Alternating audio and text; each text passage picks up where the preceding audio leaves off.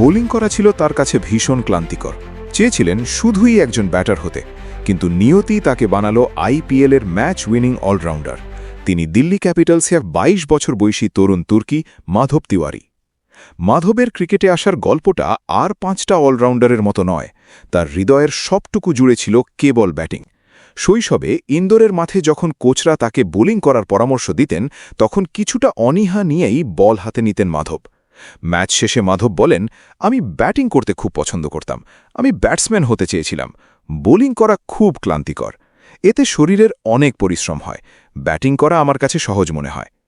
সাবেক ভারতীয় ক্রিকেটার ও প্রখ্যাত কোচ অময় খুরাশিয়া মাধবের মধ্যে খুঁজে পেয়েছিলেন এক পূর্ণাঙ্গ ক্রিকেটারের বীজ। গুরুর সেই জেদ আর শাসনের কাছে নতি মেনেই শুরু হয় মাধবের অলরাউন্ডার হওয়ার কঠোর সাধনা। মাধবের এই সাফল্যের পেছনের কারিগর তার পরিবার। বাবা ট্রান্সপোর্ট ব্যবসার সাথে যুক্ত হলেও ছেলের ক্রিকেটের সুবিধায় কখনো অভাব হতে দেননি। মজার বিষয় হল, মাধবের মা ক্রিকেটের মারপ্যাচ বা নন্দনতত্ত্ব খুব একটা বোঝেন না, কিন্তু তার প্রার্থনা আর নীরব সমর্থনই মাধবকে আজ এই অবস্থানে নিয়ে এসেছে। আইপিএলের দ্বিতীয় বছরে এসে মাধব এখন অনেক বেশি পরিপক্ক, তবে সাফল্য তাকে মাটিতেই রেখেছে। তার লক্ষ্য আকাশ ছোঁয়া, ভারতের হয়ে খেলা এবং বিশ্বসেরা হওয়া। তবে সেই লক্ষ্যের পথে নিজের খামতিগুলোও তার অজানা নয়।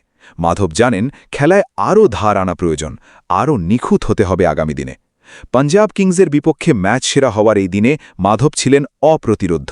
প্রথমে বল হাতে দুর্দান্ত ডিসিপ্লিন দেখিয়ে শিকার করেন ২ উইকেট। এরপর চাপের মুখে অপরাজিত ১৮ রানের ক্যামিও ইনিংসে ম্যাচ জিতিয়ে মাঠ ছাড়েন।